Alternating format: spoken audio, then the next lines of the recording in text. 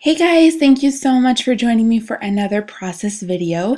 Today I'm really excited to be sharing a fall inspired layout and finally kind of moving away from the summer spreads and documenting some more recent weeks.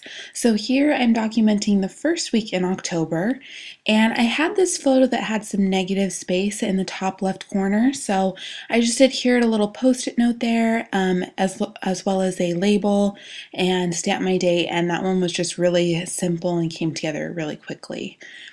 And then for this filler card, so I had purchased a new stamp set from Studio Calico.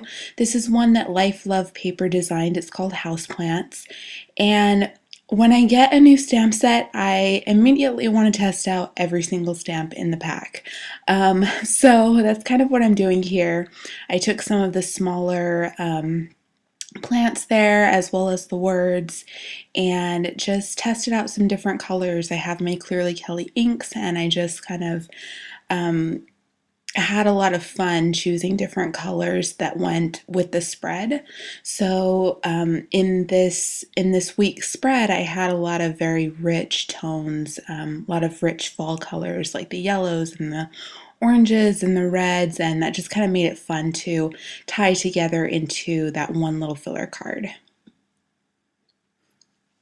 And so here I'm using the Time for Leaves stamp set from Ali Edwards, and I have been having so much fun with this stamp set. I've used it in my Gratitude Traveler's Notebook,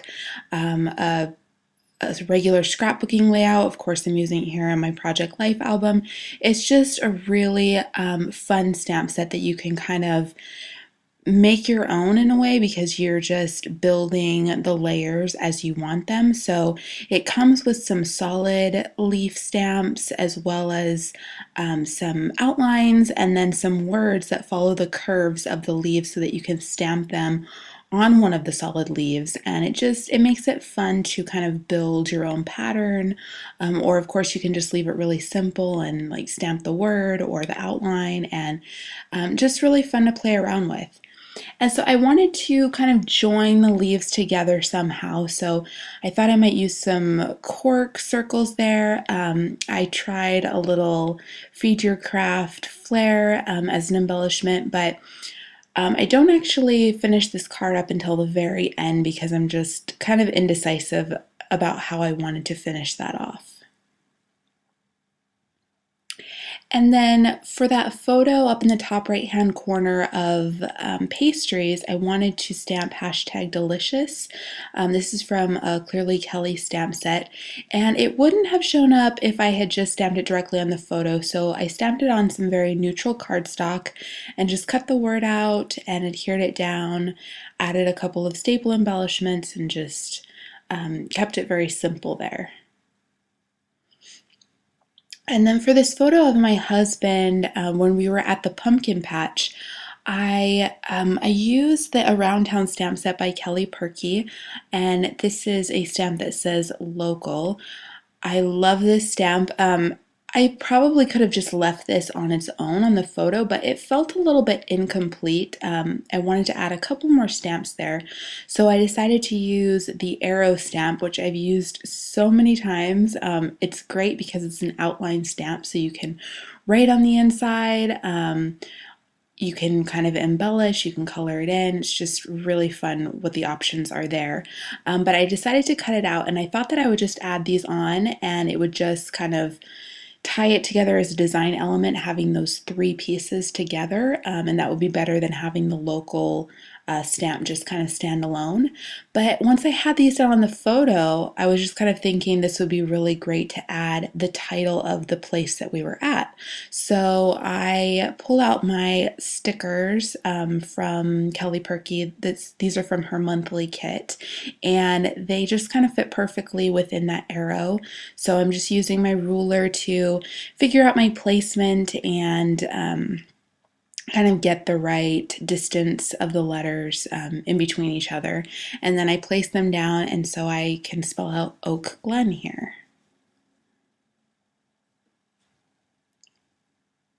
And then I adhered all of those down, added a couple more staple embellishments, and that was it for that one.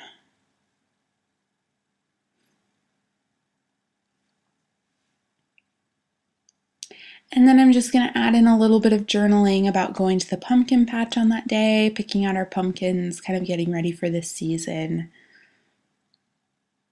Most of these photos came from the same day. That photo of Nugget at the bottom was from a different day, but a lot of times my photos kind of come from the weekend because that's when we're actually doing stuff. And then I'll kind of pull a few sort of everyday photos of what's going on during the week. But typically the stuff that happens that's different from week to week happens on what's our weekend? So we don't have like Saturday and Sunday as our weekend when we're doing stuff. It's usually like a Thursday or a Wednesday. But yeah, I just pull in a lot of photos from those days and then add in some extras from throughout the week.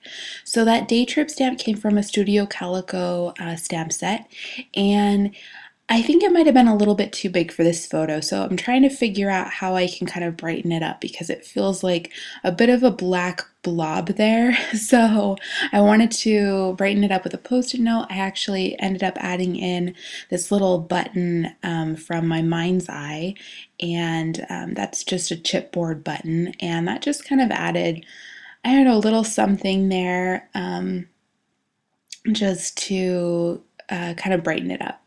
And then I typically do this for my 3x4 photos. When I'm putting two 3x4 photos or journaling cards into a 4x6 pocket, I'll usually just adhere them onto a 4x6 card just so they don't move around in the pocket. And that's a little bit easier for me than fusing the pocket together. And it also opens up the possibility for what you can put on the other side because I can always put a 4x6 photo or card on the other side if I decide to do that later on.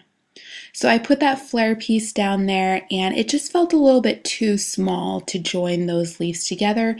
So I used the Studio Calico chipboard embellishment and added that there. And that was the last piece that I added. This completes this week's spread. Thank you so much for watching. And if you like these videos and want to see more, I hope you'll consider subscribing. And I hope you have a wonderful day, and I will see you in my next video.